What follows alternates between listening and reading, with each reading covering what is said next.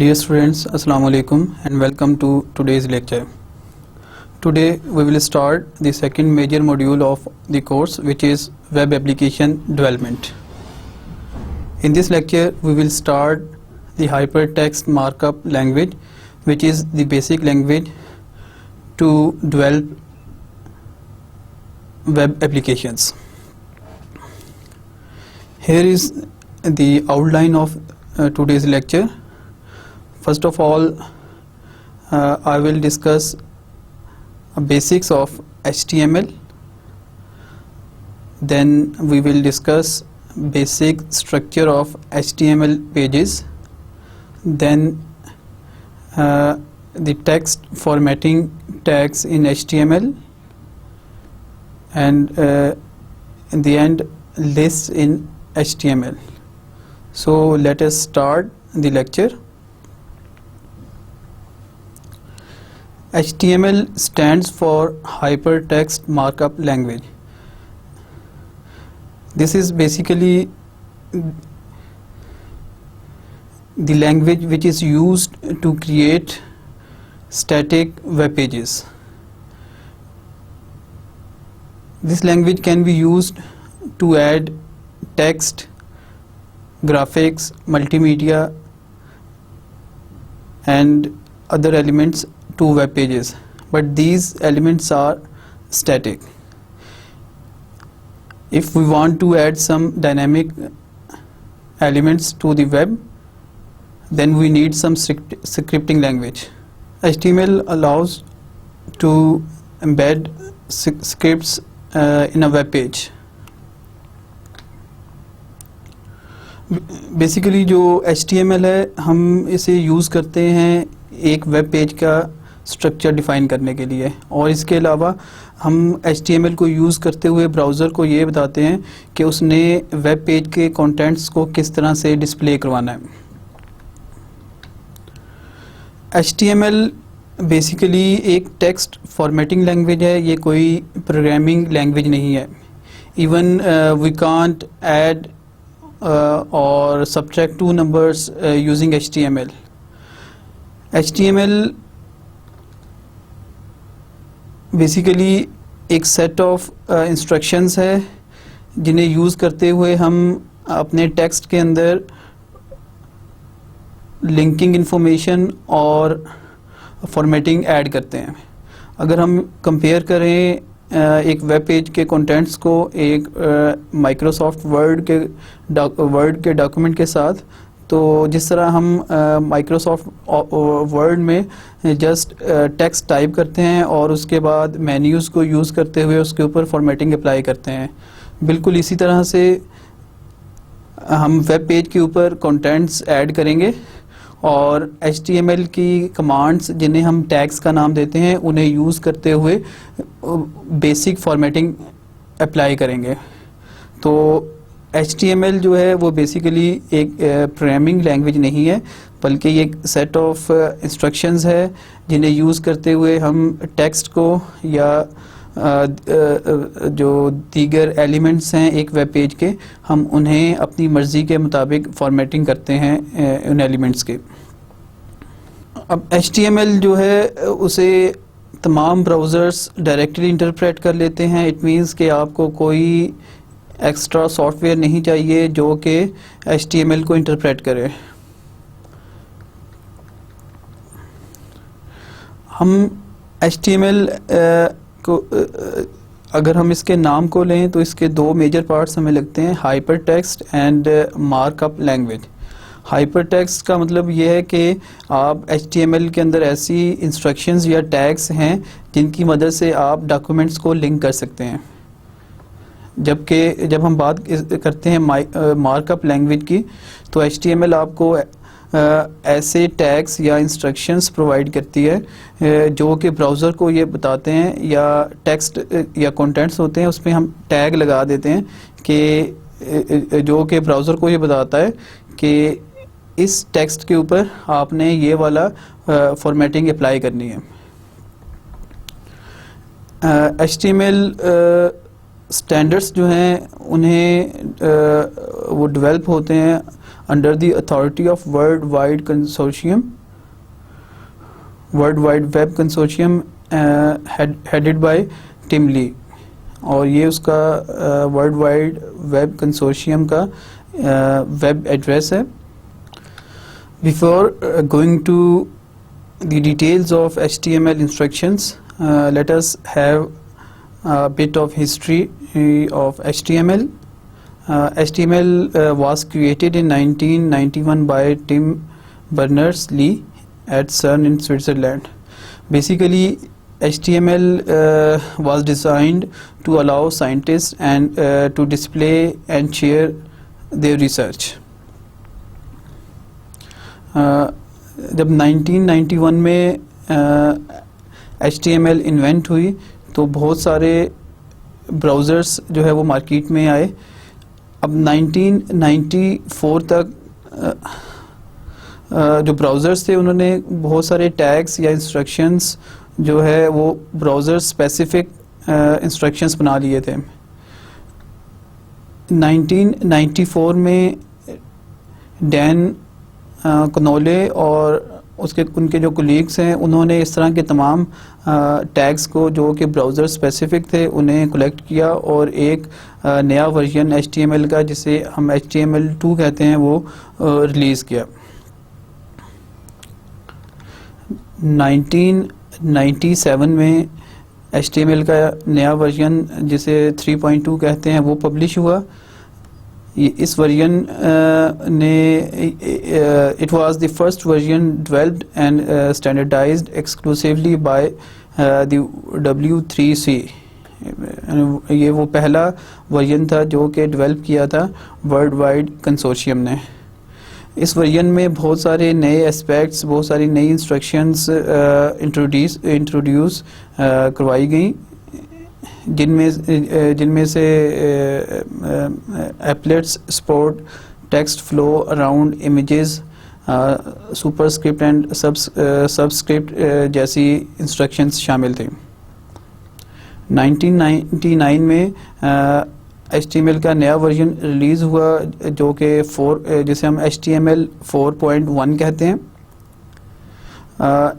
इस वर्जन ने एक्सटेंड किया मैकेनिज़्म को to work with style sheets, scripting and frames. तो HTML 4.1 जब आया तो HTML और स्टाइल शीट्स का और स्क्रिप्टिंग लैंग्वेजेस का एक कम्बिनेशन ज़्यादा बेहतर तरीके से यूज़ होना शुरू हुआ. अभी करंट वर्जन जो कि अंडर डेवलपमेंट है वो HTML 5 है. और इस HTML 5 के अंदर बहुत सारे इंटरेस्टिंग फंक्शनैलिटीज़ जैसा कि कैनवस है जिसके अंदर आप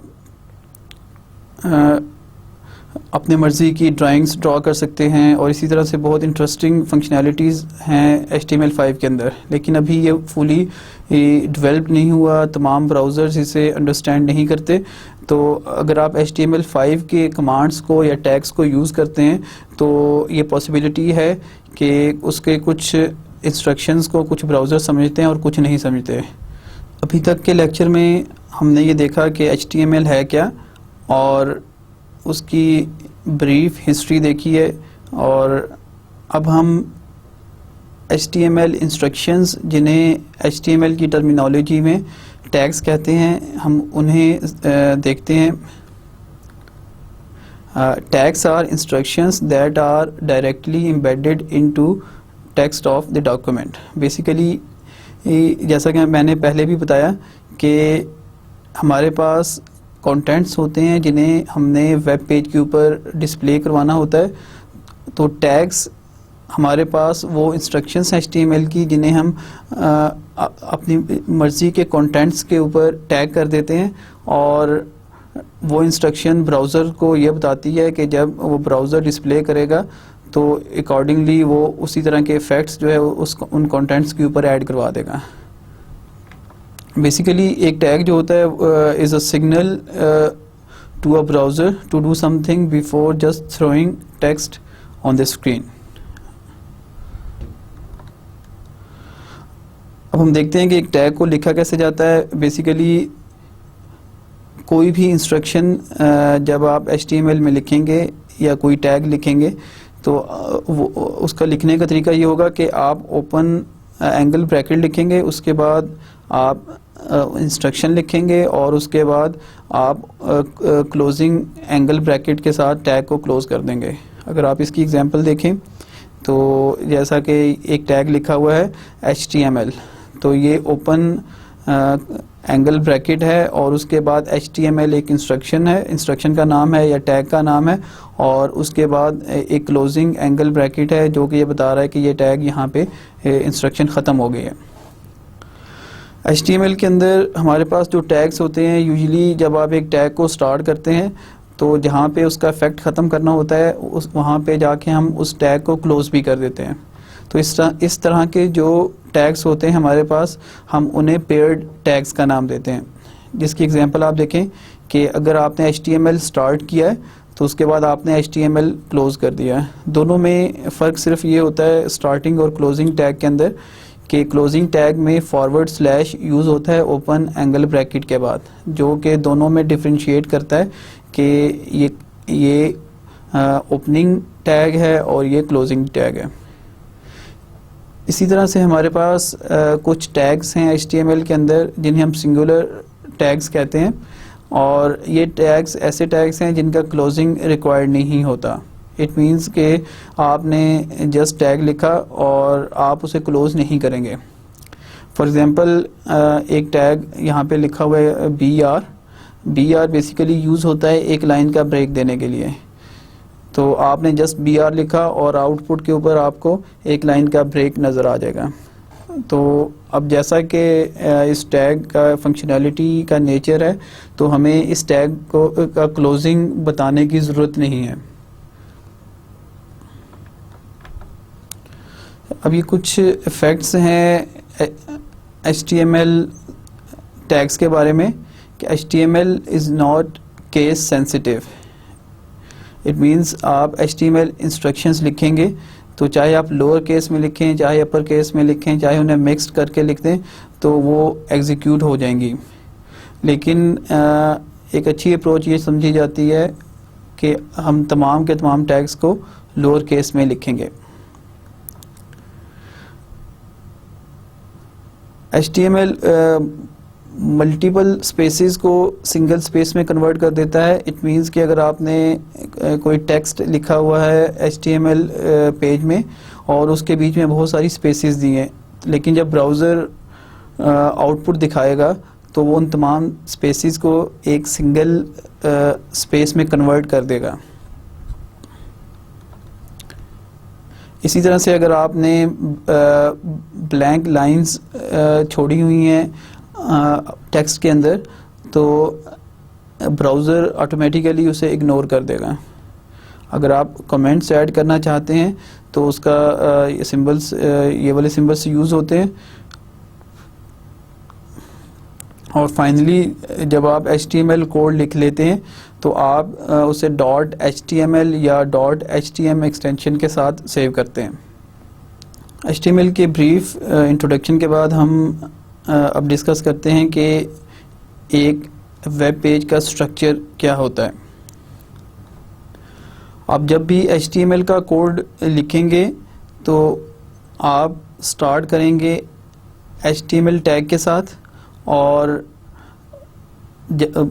उस पेज का जो आखिरी इंस्ट्रक्शन होगी वो HTML को क्लोज करेंगे। इट मीन्स कि आपने जैसे ही वेब पेज स्टार्ट किया तो स्टार्टिंग टैग HTML होगा और उसकी लास्ट लाइन जो है वो HTML को आप क्लोज करेंगे। इन दोनों टैग्स के बीच में आप जो कंटेंट्स लिखेंगे हम उन्हें दो सेक्शंस में डिवाइड करते हैं। जो पहला सेक्शन होता है उसे हेड कहते हैं, और जो दूसरा सेक्शन मेजर सेक्शन होता है उसे हम बॉडी का नाम देते हैं। Head section basically internal working के लिए यूज़ होता है। इसका फिज़िकल अपीयरेंस के साथ कोई ताल्लुक़ नहीं होता। आप हेड सेक्शन के अंदर यूजुअली हम टाइटल डिफ़ाइन करते हैं वेब पेज का, और अगर हमने कोई external file, script file add करवाना है या स्टाइल शीट ऐड करवानी है तो उसके इंस्ट्रक्शंस भी हम हेड सेक्शन के अंदर लिखते हैं। तो हेड सेक्शन की अगर आप ये एग्जांपल देखें स्लाइड पे, तो आपने हेड का टैग लिखा, इट मीन्स कि यहाँ से हेड सेक्शन स्टार्ट हो रहा है। उसके बाद आपने अपने वेब पेज को कोई सा भी टाइटल दे दिया और उसके बाद आपने टाइटल को क्लोज कर दिया। इसके बाद आपने हेड सेक्शन को भी क्लोज कर दिया। जो दूसरा मेजर सेक्शन है वो हमारे पास बॉडी सेक्शन होता है। Basically it indicates the start and end of main body of textual information. आपके वेब पेज के जो मेजर कंटेंट्स हैं वो सारे के सारे बॉडी के टैग के अंदर होते हैं। आपने कोई टेक्स्ट ऐड करना है, आपने कोई ग्राफिक्स ऐड करने हैं, यानी हर वो चीज़ जिसे वेब पेज के ऊपर नज़र आना है वो हम इन दो टैग्स के बीच में डिफ़ाइन करते हैं। तो इस तरह से हम देखें तो एक वेब पेज का स्ट्रक्चर कुछ इस तरह से बनता है कि आप HTML टैग के साथ पेज को स्टार्ट करेंगे। उसके बाद आप हेड सेक्शन डिफ़ाइन करेंगे। हेड सेक्शन के अंदर आप पेज का टाइटल लिखेंगे। टाइटल के बाद अगर आपको कोई एक्सटर्नल स्टाइल शीट या जावास्क्रिप्ट की फ़ाइल ऐड करनी है तो आप उसकी इंस्ट्रक्शंस लिखेंगे। इसके बाद आप बॉडी का सेक्शन स्टार्ट करेंगे और यहाँ पे आप एक्चुअल कंटेंट्स जो कि वेब पेज के ऊपर डिस्प्ले करने हैं वो आप उन्हें बॉडी के सेक्शन के अंदर लिखेंगे। इसके बाद अगर हम एक स्लाइड के ऊपर आप देखें, एक वेब पेज का कोड दिया गया है और उसी तरह से उसी सीक्वेंस को फॉलो किया गया इस कोड के अंदर, जैसा कि अभी हमने प्रीवियस स्लाइड में डिस्कस किया। आप देखें कि ये कोड जो है स्टार्ट हो रहा है HTML के टैग से। इसके बाद हेड का सेक्शन है और हेड सेक्शन में जस्ट टाइटल डिफ़ाइन किया गया है और उसके बाद हेड सेक्शन को क्लोज कर दिया गया है। फिर उसके बाद बॉडी का टैग है और बॉडी सेक्शन में आप देखेंगे जस्ट एक हेलो वर्ल्ड का मैसेज है जो कि डिस्प्ले किया गया है और उसके बाद बॉडी सेक्शन क्लोज किया गया है और उसकी इस कोड की जो लास्ट लाइन है वो उसमें हमने HTML को क्लोज किया। तो हम आगे बढ़ने से पहले हम इस कोड को टाइप करके हम इसकी आउटपुट देख लेते हैं, जिसमें आप ये सीखेंगे कि आपने कैसे सेव करना है पेजेस को और कैसे आप आउटपुट देख सकते हैं अपने वेब पेजेस के। हम कोड लिखने के लिए नोटपैड को एज एन एडिटर यूज़ करेंगे। आप एक ब्लैंक शीट ओपन करें नोटपैड की और उस पर कोड लिखना शुरू कर दें, जैसे कि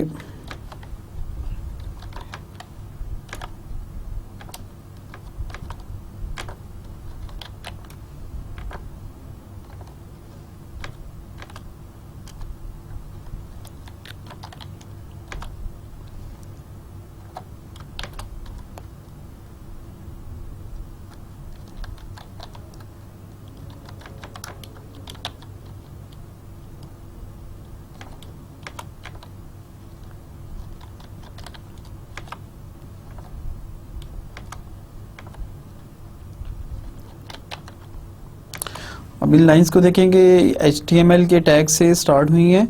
इसके बाद हमने हेड सेक्शन स्टार्ट किया और हेड सेक्शन के अंदर हमने अपने पेज को टाइटल दिया है जो कि है माय फर्स्ट HTML पेज, और उसके बाद हमने टाइटल को क्लोज किया और हेड को क्लोज किया।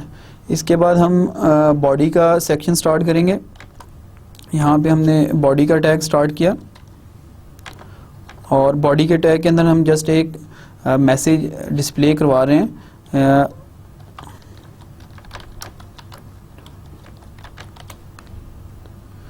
वेलकम टू HTML, और उसके बाद हम बॉडी के टैग को भी क्लोज कर लेते हैं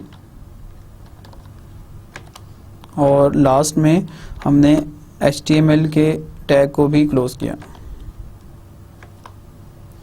अब हम इस पेज को सेव कर लेते हैं।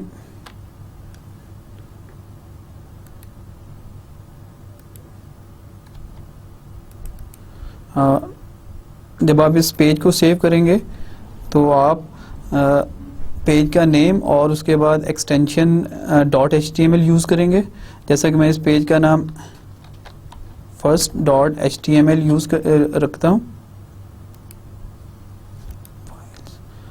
और आपने सेव पे क्लिक किया तो ये पेज आपकी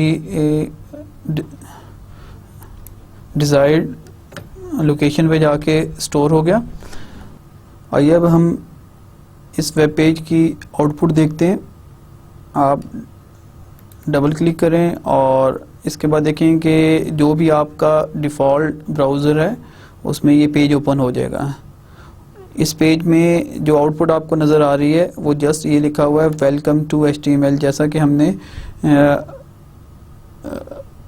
एक वेलकम का मैसेज बॉडी के टैग में डिस्प्ले करवाया था और वो मैसेज हमें वेब पेज के ऊपर डिस्प्ले हो गया।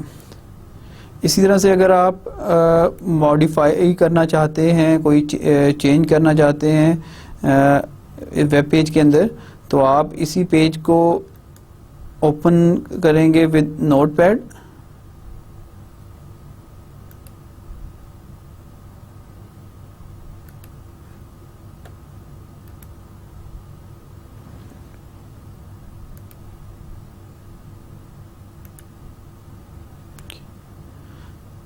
तो आपके पास उस पेज का कोड डिस्प्ले हो जाएगा। आप इसमें कोई भी मॉडिफिकेशन करें, फॉर एग्जांपल हम इसी मैसेज को एक्सटेंड करते हैं और यहाँ पे हम टाइप करते हैं this is my first HTML page और इसे आप सेव करें। इसके बाद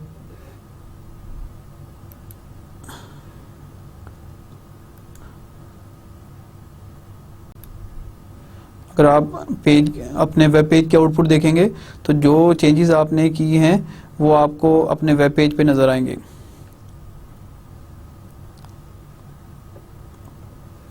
ये देखें, अब आपको जो आउटपुट नज़र आ रहा है वो नया मैसेज जो कि हमने टाइप किया था वो भी आपको ब्राउज़र के अंदर डिस्प्ले हो रहा है। जैसा कि हमने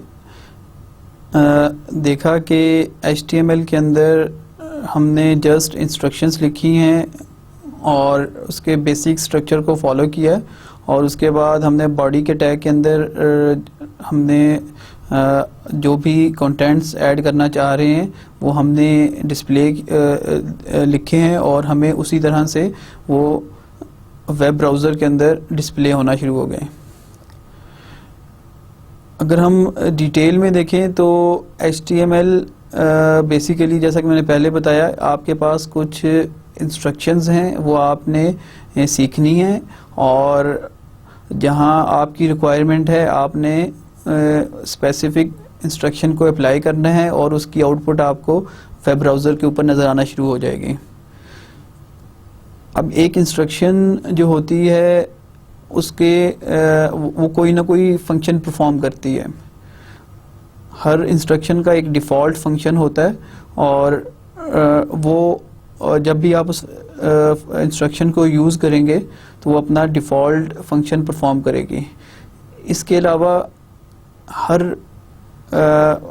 इंस्ट्रक्शन हर टैग जो है उसके कुछ एट्रीब्यूट्स, ऑप्शनल एट्रीब्यूट्स भी होते हैं जो कि उस टैग के बिहेवियर को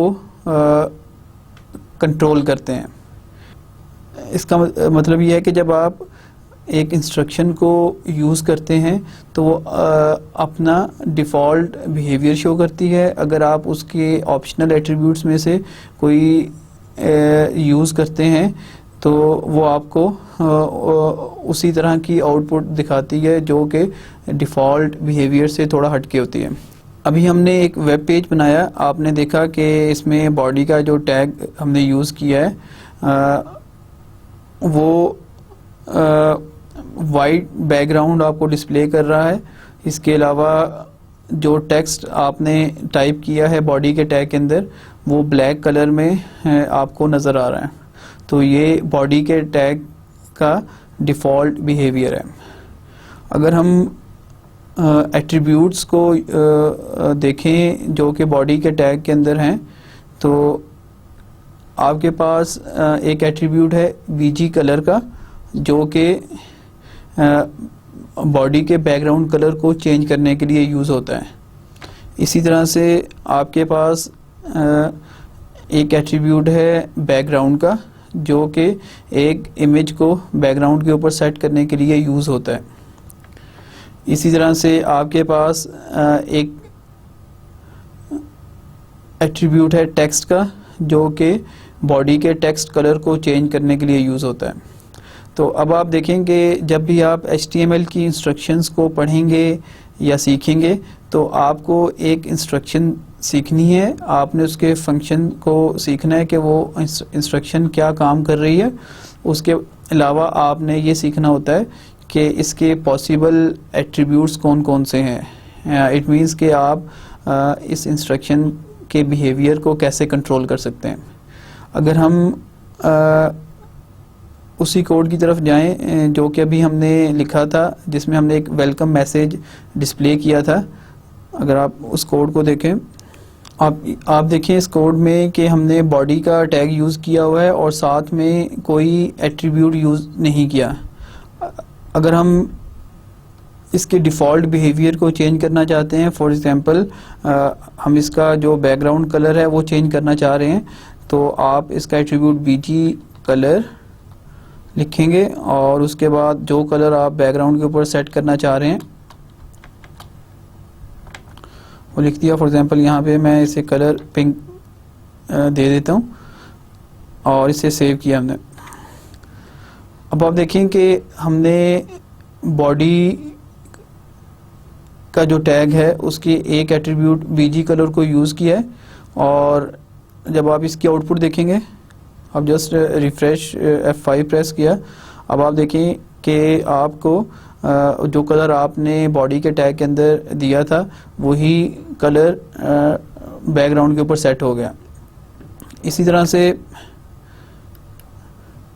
अगर हम इसका एक और एट्रीब्यूट यूज़ करें टेक्स्ट का,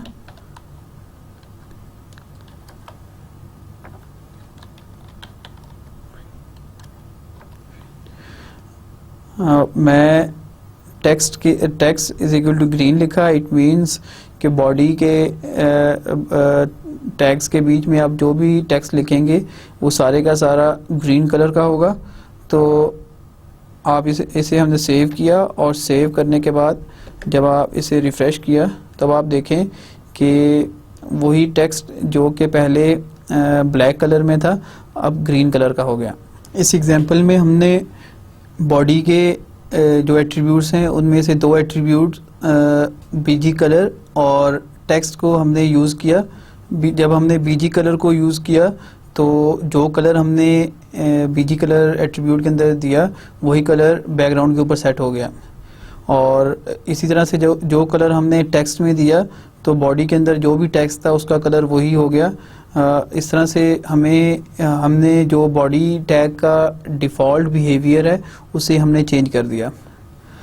इसी तरह से अगर आप बॉडी टैग के थर्ड एट्रीब्यूट जो कि बैकग्राउंड का है उसे आप यूज़ करें,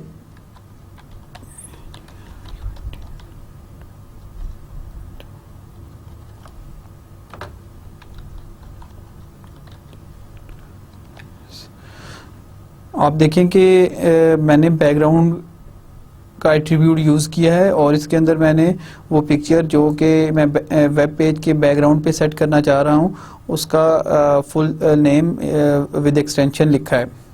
अब आप देखें कि ये पिक्चर उसी फोल्डर में जहाँ पे आपने वेब पेज को सेव किया हुआ है उसी पेज में उसी फोल्डर के अंदर एग्जिस्ट करती है। आप ये देखिए आप ciit.jpg, मैं इस पिक्चर को वेब पेज के बैकग्राउंड पे सेट करना चाह रहा हूँ।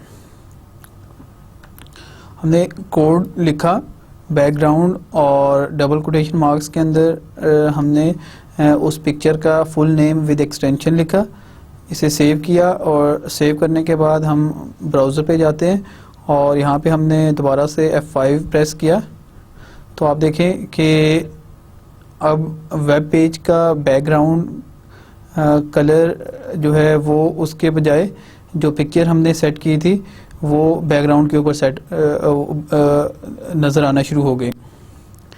आप ये देखें कि ये पिक्चर जो है फुल वेब पेज के ऊपर आपको नज़र आ रही है लेकिन वो रिपीट हो रही है। इसका रीज़न ये है कि पिक्चर का एक्चुअल साइज़ कम था और वेब पेज का साइज़ जो ज़्यादा था, तो उसने जो बाकी का एरिया था उसमें उस पिक्चर को ब्राउज़र ने रिपीट करना शुरू कर दिया। प्रीवियस एग्जांपल में हमने बॉडी टैग के 3 एट्रीब्यूट्स को यूज़ किया और हमने जो बॉडी टैग का डिफ़ॉल्ट बिहेवियर था उसे अपनी मर्ज़ी के मुताबिक हमने चेंज कर दिया। हमने बैकग्राउंड कलर बीजी कलर के एट्रीब्यूट के थ्रू चेंज किया, हमने टेक्स्ट कलर जो है टेक्स्ट के एट्रीब्यूट के थ्रू चेंज किया और सिमिलरली हमने बैकग्राउंड का एट्रीब्यूट यूज़ किया बैकग्राउंड पे पिक्चर अपनी मर्ज़ी का पिक्चर लगाने के लिए। तो यहाँ पे मैं दोबारा से एक बात रिपीट करूँगा कि आप जब भी कोई टैग सीखेंगे तो सबसे पहले आपने देखना है कि वो टैग क्या फंक्शनैलिटी परफॉर्म कर रहा है और उसके बाद आपने ये देखना है कि इसके क्या कौन कौन से एट्रीब्यूट्स एग्जिस्ट करते हैं। आप अपनी मर्ज़ी के मुताबिक किसी भी टैग को यूज़ कर सकते हैं और उसके एट्रीब्यूट्स को यूज़ कर सकते हैं। इस बेसिक एग्जांपल के बाद हम देखते हैं कि HTML के अंदर टेक्स्ट फॉर्मेटिंग के टैग्स कौन कौन से हैं। इस टॉपिक को स्टार्ट करने से पहले मैं अगेन इसे कंपेयर करेंगे हम माइक्रोसॉफ्ट वर्ड के साथ। एक्चुअली हम माइक्रोसॉफ्ट वर्ड में बहुत सारा टेक्स्ट कॉपी करते हैं, हमारे पास मेन्यूज़ बने होते हैं, हम किसी भी मेन्यू के ऊपर क्लिक करते हैं और उसका इफ़ेक्ट हमें नज़र आना शुरू हो जाता है। फॉर एग्ज़ाम्पल आपने एक हेडिंग लिखी है, आप उस टेक्स्ट का साइज़ ज़्यादा करना चाह रहे हैं, आप जो भी स्पेसिफिक मेन्यू या बटन बना हुआ है वहाँ जाके आप साइज़ सेलेक्ट करेंगे और उसे अपनी मर्ज़ी के मुताबिक आप सेट कर लेंगे। इसी तरह से आपके पास बटन बने होते हैं जो कि टेक्स्ट को बोल्ड करने के लिए, अंडरलाइन करने के लिए या इटैलिक करने के लिए यूज़ होते हैं। अगर आपने यही काम HTML पेज के अंदर करना है तो आपको HTML की इंस्ट्रक्शंस यूज़ करनी पड़ेंगी। फॉर एग्ज़ाम्पल आपने किसी टेक्स्ट को बोल्ड करना है तो आपने बोल्ड की इंस्ट्रक्शन सीखनी है और उस टेक्स्ट के स्टार्ट में और आखिर में आपने वो इंस्ट्रक्शन टैग कर देनी है। तो इस तरह से क्या होगा कि उन इंस्ट्रक्शंस के बीच में जो भी टेक्स्ट होगा वो बोल्ड नज़र आएगा वेब पेज के ऊपर। अब टेक्स्ट फॉर्मेटिंग क्यों रिक्वायर्ड होती है उसके लिए आप एक एग्जांपल देखें जो कि अभी आपको स्लाइड के ऊपर नज़र आ रही है। आप ये देखें कि इस एग्जांपल के अंदर बॉडी के टैग के अंदर बहुत सारा टेक्स्ट जो है वो कॉपी किया गया है और इसके अलावा कोई फॉर्मेटिंग अप्लाई नहीं की गई। अगर आप इसे आउटपुट देखें ब्राउज़र के अंदर आपको कुछ इस तरह की आउटपुट नज़र आएगी कि बहुत सारा टेक्स्ट है और हमें कहीं से भी ये नज़र नहीं आ रहा कि इसमें इसका हेडिंग कौन सी है और पैराग्राफ्स नहीं बने हुए। तो आप देखें कि इस तरह की इंफॉर्मेशन जो है या कंटेंट्स हैं उन्हें रीड करना बहुत मुश्किल है। अगर हम प्रॉपर टैग्स अप्लाई करें या इंस्ट्रक्शंस अप्लाई करें इसी कोड के ऊपर तो आप देखेंगे कि इसकी रीडेबिलिटी काफ़ी इम्प्रूव हो जाएगी। तो पहले हम वो बेसिक इंस्ट्रक्शंस सीख लेते हैं जो कि HTML के अंदर है टेक्स्ट फॉर्मेटिंग के लिए और बाद में हम इसी एग्जांपल के ऊपर अप्लाई करेंगे वो इंस्ट्रक्शंस। टेक्स्ट फॉर्मेटिंग इंस्ट्रक्शंस में सबसे बेसिक इंस्ट्रक्शन पैराग्राफ स्टार्ट करने के लिए और क्लोज करने के लिए आपके पास P का टैग होता है। आपने जहाँ पैराग्राफ स्टार्ट करना है वहाँ पे आप P का टैग यूज़ करें और जहाँ पे आपने पैराग्राफ को क्लोज करना है वहाँ पे आपने P के टैग को क्लोज कर देना है। तो P स्टार्ट और P क्लोज के बीच में आप जो भी टेक्स्ट लिखेंगे वो वेब पेज के ऊपर एक पैराग्राफ की फॉर्म में नज़र आएगा। पैराग्राफ के टैग के साथ जो एट्रीब्यूट्स हैं, इट मींस ऑप्शंस हैं, वो अलाइन की है। अगर आप पैराग्राफ को लेफ़्ट लाइन करना चाहते हैं, राइट लाइन करना चाहते हैं या जस्टिफाई करना चाहते हैं, तो आप जस्ट पी के टैग के अंदर ही लिखेंगे align is equal to left और राइट, और जस्टिफाई जो भी आप चाहें वो कर सकते हैं। इसी तरह से हमारे पास एक लाइन का ब्रेक देने के लिए जो टैग है वो BR यूज़ होता है। आप जहाँ पे भी चाहते हैं कि यहाँ से एक लाइन का ब्रेक आ जाए, वहाँ पे आप BR का टैग यूज़ करेंगे। इसी तरह से टेक्स्ट के अंदर हेडिंग्स को डिफ़ाइन करने के लिए हमारे पास H1 का टैग है। बेसिकली H का हेडिंग के टैग्स हमारे पास 6 डिफरेंट टाइप्स की हेडिंग्स होती हैं, H1, H2, H3, H4, H5 and H6, और हम इनमें से कोई भी इंस्ट्रक्शन या टैग यूज़ कर सकते हैं। H1 जो है वो सबसे बड़े लेवल की हेडिंग होती है, और इसमें टेक्स्ट साइज़ जो होता है वो बाकी टेक्स्ट के मुकाबले में काफ़ी बड़ा और बोल्ड नज़र आता है। इसी तरह से आप जैसे जैसे आगे बढ़ते जाएंगे H2, H3, H4, H5 और H6 की तरफ, तो उसी तरह से ग्रेजुअली हेडिंग साइज़ जो है वो कम होता रहेगा। तीसरा टेक्स्ट फॉर्मेटिंग का टैग है हमारे पास वो HR का टैग एक हॉरिजॉन्टल लाइन ड्रॉ करता है पूरे पेज में। जहाँ पे आप HR लिखेंगे तो वहाँ पे एक हॉरिजॉन्टल लाइन ड्रॉ हो जाएगी।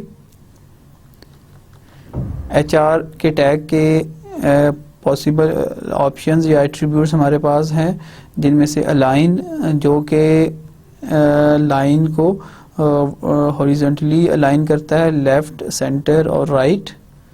इसी तरह से हमारे पास साइज़ है जो कि लाइन की थिकनेस को शो करता है। इसी तरह से हमारे पास एक और एट्रीब्यूट विड्थ का है। बाय डिफ़ॉल्ट ये 100% होता है। इट मीन्स जितनी ब्राउज़र की विड्थ है वही साइज़ होता है लाइन का। हम चाहें तो अपनी मर्ज़ी के मुताबिक इसे कम कर सकते हैं। और फाइनली हमारे पास कलर का एट्रीब्यूट होता है जो कि लाइन के कलर को चेंज करने के लिए यूज़ होता है। तो अगर हम सिंपली HR यूज़ करते हैं तो ये एक फुल लेंथ की लाइन ड्रॉ होगी फ्रॉम लेफ़्ट टू राइट, और बाय डिफ़ॉल्ट ब्लैक कलर होगा। इसी तरह से इसका जो थिकनेस होगी वो 2 होगी, और अगर हम चाहें तो इसके एट्रीब्यूट्स को यूज़ करके हम इन तमाम वैल्यूज़ को चेंज कर सकते हैं। इसके बाद हमारे पास टेक्स्ट स्टाइल्स की इंस्ट्रक्शंस होती हैं, जिसके अंदर अगर हम किसी टेक्स्ट के पोर्शन को बोल्ड करना चाह रहे हैं, हमारे पास B का टैग होता है। आप उस टेक्स्ट के स्टार्ट में B लिखें, और जहाँ पे टेक्स्ट ख़त्म हो रहा है वहाँ पे आप B को क्लोज़ कर दें। इसी तरह से आपने अगर किसी पोर्शन को इटैलिक करना है तो आप I का टैग यूज़ करें। टेक्स्ट के स्टार्ट में आपने I लिखा, और जहाँ पे टेक्स्ट ख़त्म हो रहा है वहाँ पे आपने I को क्लोज़ कर दिया। इसी तरह से अगर आप टेक्स्ट के किसी पोर्शन को अंडरलाइन करना चाह रहे हैं तो आप जस्ट उसके स्टार्ट पे U लिखेंगे, और जहाँ पे वो टेक्स्ट का वो पोर्शन ख़त्म हो रहा है वहाँ पे आप U को क्लोज़ कर देंगे। तो हमारे पास ये बेसिक स्टाइल्स हैं टेक्स्ट के जो कि हम यूज़ कर सकते हैं टेक्स्ट फॉर्मेटिंग के लिए। इसी तरह से हमारे पास आपने टेक्स्ट के किसी पोर्शन को सेंटर लाइन करना है, या आपने किसी भी एलिमेंट को वेब पेज के सेंटर लाइन करना है, तो आपके पास सेंटर का इंस्ट्रक्शन है। आप जिस एलिमेंट को भी सेंटर लाइन करना चाह रहे हैं उसके स्टार्ट में सेंटर लिखें और उसके एंड पे सेंटर को क्लोज कर दें। उसके बीच में जो भी टेक्स्ट लिखा होगा, आपने कोई हेडिंग लिखी होगी या कोई भी आपने पिक्चर ऐड किया होगा, वो जब वेब ब्राउज़र पे नज़र आएगा तो वो सेंटर्ड अलाइन होगा। इसी तरह से हमारे पास फ़ॉन्ट का टैग है जो कि फ़ॉन्ट की अपीयरेंस को कंट्रोल करने के लिए यूज़ होता है। अगर आप देखें तो फ़ॉन्ट फेस इसका एट्रीब्यूट है जिसे आप यूज़ कर सकते हैं कोई सा भी फ़ॉन्ट यूज़ करने के लिए।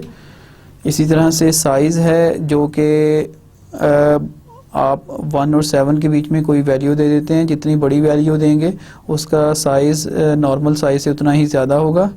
और इसके बाद कलर है, आप कलर का एट्रीब्यूट यूज़ करें तो फ़ॉन्ट के टैग जहाँ पे आपने यूज़ किया हुआ है तो उस स्पेसिफिक पोर्शन का कलर वही हो जाएगा जो कि आपने यहाँ पे स्पेसिफाई किया है।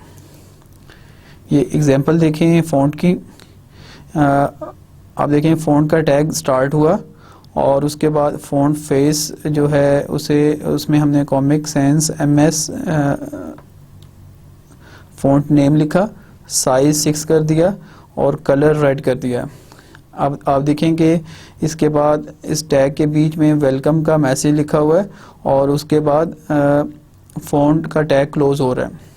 अब आप देखें कि जो मैसेज है वेलकम वो इन्हीं एट्रीब्यूट्स के मुताबिक हो जाएगा जो कि हमने फ़ॉन्ट के टैग के अंदर डिफ़ाइन किए हैं। अगर हम इसे फ़ॉन्ट कलर को कंपेयर करें जो कि अभी हमने प्रीवियस स्लाइड्स पे पढ़ा था बॉडी के एट्रीब्यूट टेक्स्ट का, तो दोनों में फ़र्क यह है कि जब आप बॉडी के टैग के अंदर टेक्स्ट यूज़ करते हैं तो वो बॉडी में जितना भी टेक्स्ट होगा वो सारे का सारा उसी कलर का हो जाएगा। लेकिन जब आप किसी स्पेसिफिक पोर्शन को कोई कलर देना चाह रहे हैं तो फिर आपको फ़ॉन्ट का टैग यूज़ करना पड़ेगा और उस टैग के अंदर आप जो है कलर स्पेसिफाई कर सकते हैं। जैसा कि हमने प्रीवियस स्लाइड्स में कुछ बेसिक इंस्ट्रक्शंस पढ़ी हैं जो कि टेक्स्ट फॉर्मेटिंग के लिए यूज़ होती हैं। आइए अब हम इन तमाम इंस्ट्रक्शंस को एक एग्जांपल में प्रैक्टिकली करके देखते हैं और देखते हैं कि आउटपुट पे किस तरह के इफ़ेक्ट्स होते हैं। इस एग्जांपल के लिए आप उसी प्रीवियस पेज को हम यूज़ करते हैं। आप देखें कि इस वेब पेज के अंदर सबसे पहले HTML का टैग यूज़ किया गया है। उसके बाद आप देखें कि हेड का सेक्शन है, हेड सेक्शन के अंदर टाइटल डिफ़ाइन किया गया है और हेड सेक्शन को क्लोज़ किया गया है। जबकि आप देखें कि बॉडी का सेक्शन जो है वो बिल्कुल ब्लैंक है। मैं ये करता हूँ कि हमने बहुत सारा टेक्स्ट कहीं से भी कॉपी किया और उसे यहाँ पे हम पेस्ट कर देते हैं। अब आप देखें कि जब हमने ये टेक्स्ट पेस्ट किया यहाँ पे बॉडी के टैग के अंदर, अभी देखें कि यहाँ से बॉडी का टैग स्टार्ट हो रहा है और उसके बाद बहुत सारा टेक्स्ट है और उसके बाद ये बॉडी का टैग क्लोज हो रहा है। हम इसको सेव करते हैं और सेव करने के बाद अगर हम इसकी आउटपुट देखें तो आप देखें कि वो सारे का सारा टेक्स्ट जो है हमें वेब ब्राउज़र के अंदर नज़र आ रहा है। तमाम वाइट स्पेसेस और न्यू लाइंस सारे की सारी ब्राउज़र ने रिमूव कर दी हैं और एक जस्ट टेक्स्ट की फॉर्म में हमें डिस्प्ले कर रहा है। अब हम इसी कोड के अंदर हम वो इंस्ट्रक्शंस जो कि टेक्स्ट फॉर्मेटिंग की इंस्ट्रक्शंस हैं हम उन्हें यूज़ करते हैं। फॉर एग्ज़ाम्पल ये जो फर्स्ट लाइन है इसे हम हेडिंग के तौर पे लेते हैं। तो जस्ट मैंने ये किया कि इसके स्टार्ट पे मैंने हेडिंग H1 लिख दिया और जहाँ पे हेडिंग ख़त्म होना चाह रही है, ख़त्म करना हमने वहाँ पे हमने H1 को क्लोज़ कर दिया और इसके बाद सेव किया। सेव करने के बाद अगर आप वेब पेज पे जाएं और इसे रिफ़्रेश करें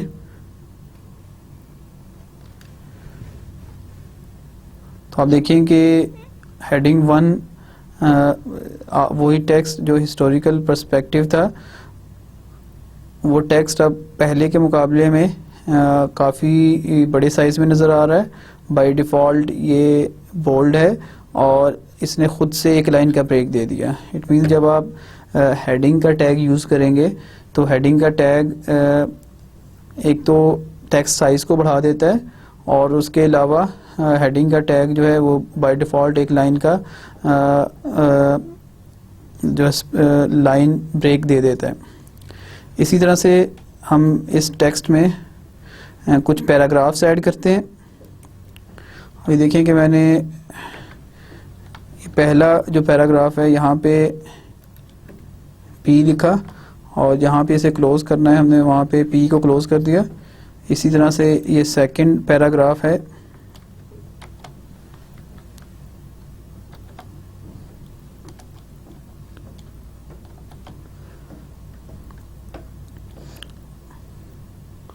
और आप जहाँ चाहें इस पैराग्राफ को क्लोज़ कर सकते हैं। फॉर एग्जांपल मैंने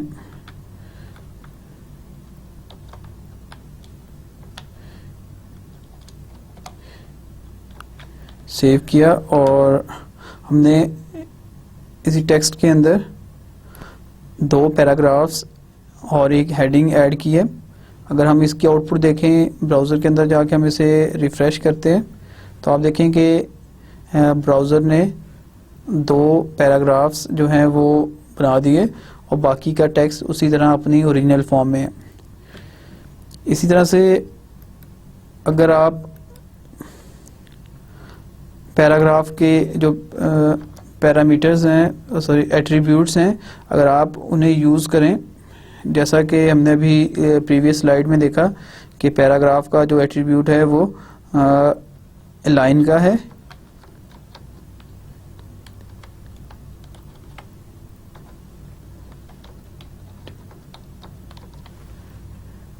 अभी देखें कि जो पहला पैराग्राफ था उसका मैंने उसी टैग के अंदर अलाइन का एट्रीब्यूट यूज़ किया और उसे जस्टिफाई वैल्यू असाइन कर दी। इसे सेव करते हैं और इसके बाद अभी देखें कि ये फर्स्ट पैराग्राफ है तो इसे जब हमने रिफ़्रेश किया तो अब इसने इस पैराग्राफ को जस्टिफाई कर दिया। इसी तरह से अगर आप किसी टेक्स्ट को बोल्ड करना चाहें, फॉर एग्जांपल यहाँ पे एक वर्ड लिखा हुआ है कमीशन ऑन साइंस, हम चाहते हैं कि ये वाला जो टेक्स्ट है वो बोल्ड नज़र आए, तो हमने इसके स्टार्ट पे बोल्ड का टैग यूज़ किया और इसी तरह से इसके जहाँ पे ख़त्म हो रहा है हमने वहाँ पे बोल्ड का टैग क्लोज़ कर दिया।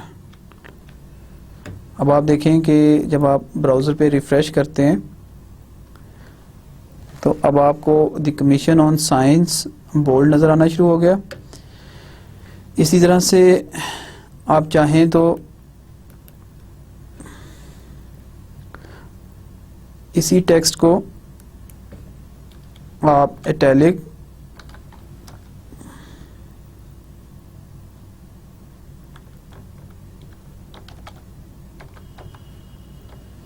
और अंडरलाइन करके भी देख सकते हैं।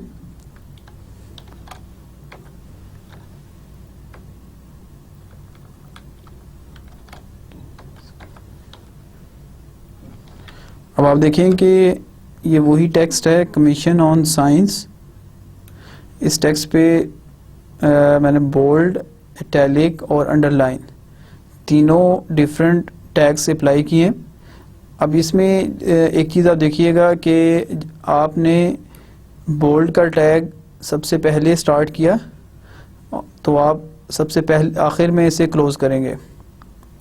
इसी तरह से आपने इटैलिक का टैग यूज़ किया तो आपने इसे सेकंड नंबर पे क्लोज़ किया और सबसे लास्ट में आपने अंडरलाइन का टैग यूज़ किया तो आपने सबसे पहले इसे क्लोज़ किया।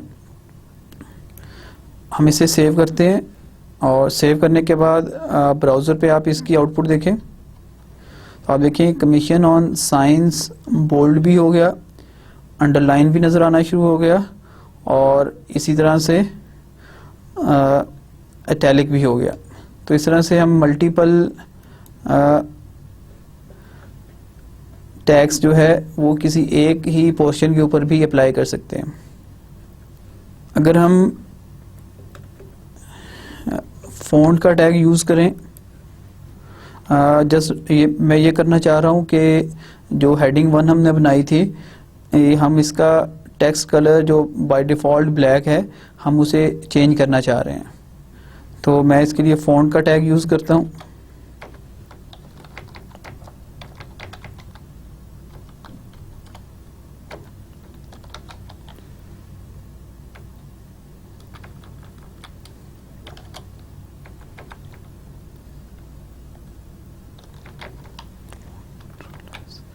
आप ये देखें कि उसी हेडिंग 1 के टैग के अंदर मैंने फ़ॉन्ट यूज़ किया और फ़ॉन्ट का टैग जो है उसका कलर एट्रीब्यूट यूज़ किया है और इसका कलर जो है वो ब्लू सेट कर दिया है। और जहाँ पे हेडिंग ख़त्म हो रही थी वहाँ पे मैंने फ़ॉन्ट के टैग को क्लोज़ कर दिया। अब आप दोबारा से देखें कि ये हिस्टोरिकल पर्सपेक्टिव टेक्स्ट है जो लिखा हुआ है। इसके 2 टैग्स हमने अप्लाई किए हैं। H1 पहले स्टार्ट हुआ और आखिर में क्लोज़ हुआ। इसी तरह से फ़ॉन्ट का टैग स्टार्ट हुआ और बाद में स्टार्ट किया हमने, लेकिन उसे पहले क्लोज़ किया। अगर हम इसे सेव करें और सेव करने के बाद हम इसकी आउटपुट देखें,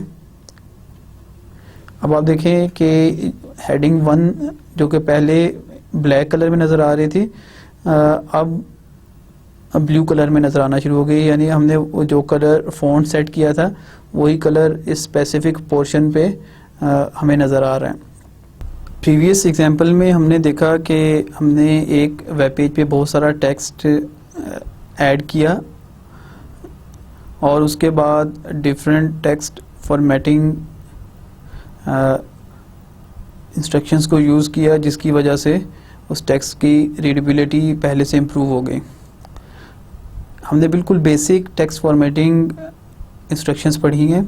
बहुत सारी इंस्ट्रक्शंस जो हैं वो इनके अलावा भी एग्जिस्ट करती हैं जो कि आपको लेक्चर नोट्स के फॉर्म में मिल जाएंगी। आप उन्हें पढ़ें और उन्हें अप्लाई करके उनके इफ़ेक्ट्स को भी देखें। अभी हम आगे बढ़ते हैं और हमारा जो आज का आखिरी टॉपिक था वो था लिस्ट इन HTML। हमने अगर वेब पेज के ऊपर लिस्ट बनानी है तो हमारे पास 3 तरह की लिस्ट जो हैं वो HTML हमें प्रोवाइड करता है। Unordered list. Unordered list basically ऐसी लिस्ट होती है जो कि बुलेट्स के साथ आपने डिस्प्ले करती है, या आपके पास एक स्क्वायर बॉक्स सिंबल होता है, उसके बाद वो टेक्स्ट जो कि आप लिस्ट में लिखना चाह रहे हैं वो नज़र आता है। अगर आप एक अनऑर्डर लिस्ट स्टार्ट करना चाहते हैं तो उसका स्टार्टिंग टैग UL का टैग है अनऑर्डर्ड लिस्ट, और जहाँ पे लिस्ट क्लोज़ होगी वहाँ पे आप UL को क्लोज़ कर देंगे। अब लिस्ट के अंदर जो आपने आइटम्स ऐड करनी है उसके लिए LI लिस्ट आइटम का टैग है आपके पास। आप LI यूज़ करें तो एक आइटम जो है उस लिस्ट के अंदर ऐड हो जाएगी। लिस्ट आइटम आपके पास 2 तरह के एट्रीब्यूट्स हैं। एक आपके पास एट्रीब्यूट है टाइप का। बेसिकली टाइप जो है वो लिस्ट आइटम्स जब डिस्प्ले हो रही हैं तो उनके साथ मार्क जो सिंबल है वो किस तरह का होना चाहिए, आप इस चीज़ को मेंशन करते हैं टाइप के एट्रीब्यूट के अंदर। तो आपके पास 2 ऑप्शंस हैं HTML के अंदर। आप फिल राउंड यूज़ करें तो जब लिस्ट आइटम्स डिस्प्ले होंगी तो एक राउंड सर्कल सा फिल्ड सर्कल बना हुआ आएगा और उसके बाद वो लिस्ट जो है वो डिस्प्ले होगी। इसी तरह से अगर आप type is equal to square करेंगे तो एक स्क्वायर बॉक्स बना होगा फील्ड, और वो लिस्ट आइटम्स के स्टार्ट पे नज़र आएगा। जो सेकंड टाइप हमारे पास होती है लिस्ट की HTML के अंदर, वो ऑर्डर लिस्ट है। ऑर्डर लिस्ट के अंदर जो आइटम्स डिस्प्ले होती हैं वो उनके साथ उनका ऑर्डर मेंशन होता है। अगर आप एक ऑर्डर लिस्ट स्टार्ट करना चाह रहे हैं तो आप OL का टैग यूज़ करेंगे, और जहाँ पे ऑर्डर लिस्ट ख़त्म हो रही है वहाँ पे आप OL को क्लोज़ कर देंगे। इसी तरह से अगर आप कोई लिस्ट आइटम ऐड करना चाह रहे हैं तो आपके पास LI का टैग है, आप LI का टैग यूज़ करें, और जितनी भी आइटम्स आपने ऐड करनी है उस लिस्ट के अंदर आपको उतनी दफ़ा LI का टैग यूज़ करना पड़ेगा। अब LI ऑर्डर लिस्ट में आपके पास कुछ एट्रीब्यूट्स हैं, जिनमें सबसे पहला एट्रीब्यूट है टाइप का, कि जो नंबरिंग आप लिस्ट आइटम्स के साथ करना चाह रहे हैं उसकी टाइप क्या होनी चाहिए। डिफरेंट ऑप्शंस हैं, आप 1 लिखें तो वो लिस्ट 1 2 3 के ऑर्डर में नज़र आएंगी। इसी तरह से अगर आप कैपिटल लेटर्स में लिखना चाह रहे हैं ABC तो आप कैपिटल A लिख दें। अगर आप लोअर केस में लिखना चाह रहे हैं तो आप लोअर केस में A लिख दें, type is equal to A। इसी तरह से आप रोमन डिजिट्स भी यूज़ कर सकते हैं लिस्ट आइटम की नंबरिंग के लिए। फिर इसके बाद आपके पास एक एट्रीब्यूट है स्टार्ट का।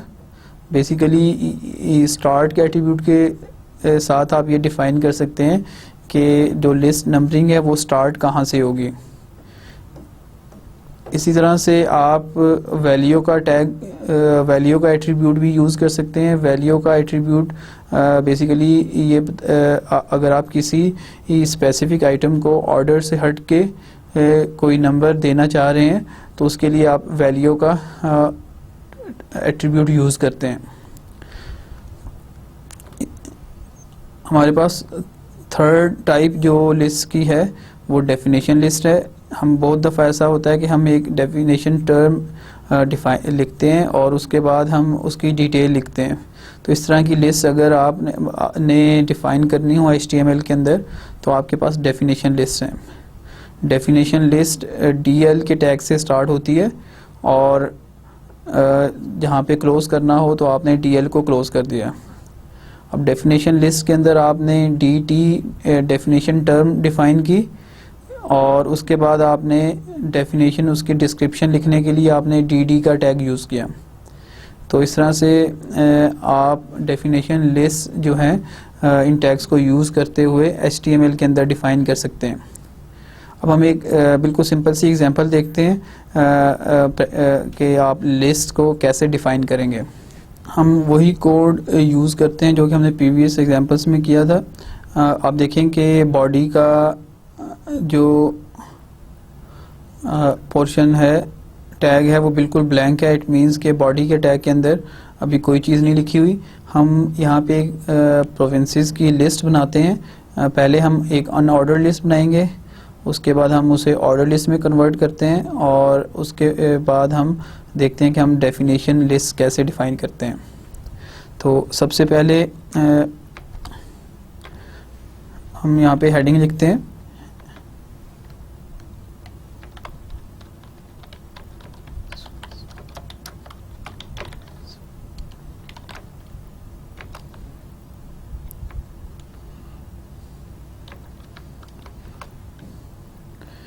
ये हेडिंग का टैग आ गया जो कि एक हेडिंग डिफ़ाइन कर रहा है प्रोविंसेस ऑफ पाकिस्तान। इसके बाद हम एक अनऑर्डर्ड लिस्ट बनाते हैं। UL के टैग के साथ हमने स्टार्ट किया। इसके बाद हम इस लिस्ट में एक लिस्ट आइटम ऐड करते हैं LI के टैग के साथ। यहाँ पे हमने लिखा पंजाब।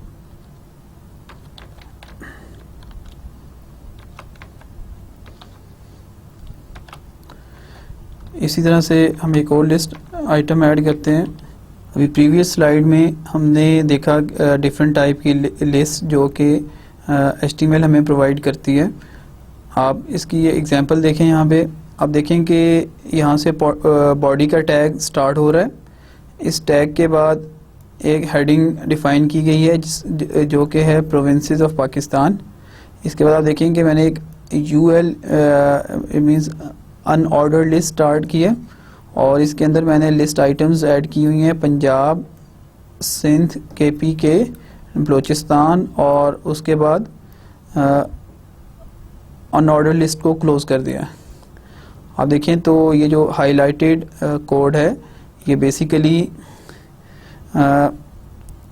उस लिस्ट को डिफ़ाइन कर रहा है, एक अनऑर्डर लिस्ट को डिफ़ाइन कर रहा है। इसी तरह से जो नीचे वाला पोर्शन है इस कोड का, इसमें आप देखें कि जस्ट अनऑर्डर्ड के बजाय ऑर्डर लिस्ट को यूज़ किया गया।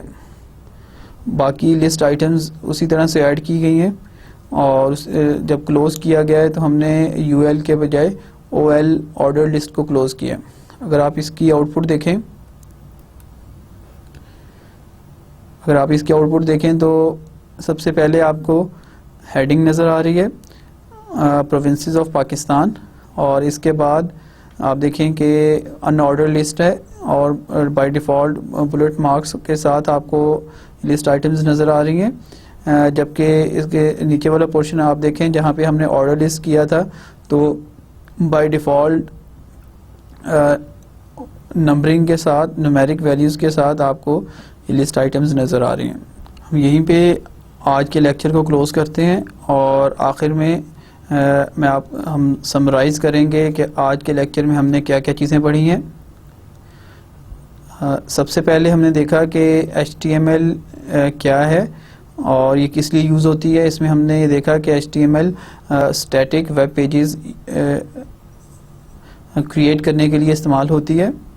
फिर हमने एक HTML पेज का बेसिक स्ट्रक्चर देखा, जिसमें हमने ये देखा कि HTML पेज HTML के टैग से स्टार्ट होता है और उसका लास्ट लाइन भी HTML क्लोजिंग टैग होता है, जबकि इन दोनों टैग्स के बीच में दो सेक्शंस होते हैं, हेड सेक्शन और बॉडी सेक्शन। हेड सेक्शन में हम टाइटल और पेज रिलेटेड इंफॉर्मेशन जो कि ब्राउज़र के अंदर डिस्प्ले नहीं होती वो डिफ़ाइन करते हैं, जबकि बॉडी सेक्शन के अंदर एक्चुअल कंटेंट्स जो कि वेब पेज के ऊपर नज़र आते हैं हम वो बॉडी के सेक्शन के अंदर लिखते हैं। फिर हमने बॉडी टैग जो है उसके डिफरेंट एट्रीब्यूट्स देखे।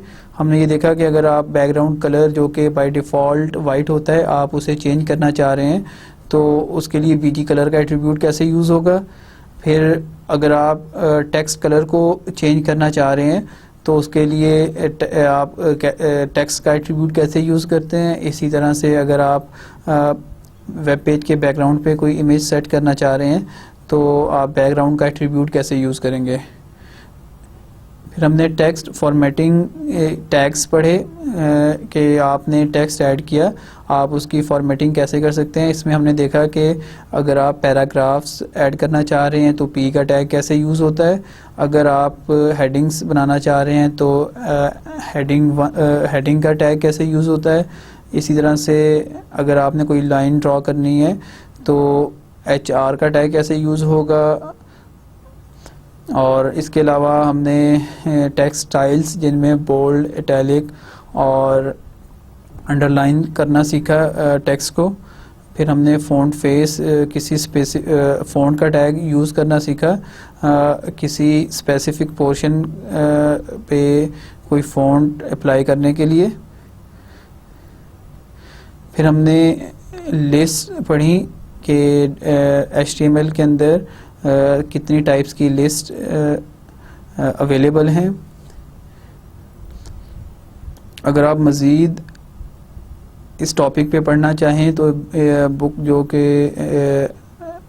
पहले लेक्चर में आपको बताया गया था, beginning HTML, XHTML, CSS and JavaScript, Wiley publishing की ये बुक है। इसका चैप्टर नंबर 1 आप स्टडी करें तो आपको इन बेसिक टैग्स के अलावा बहुत सारी इंस्ट्रक्शंस पढ़ने को मिलेंगी।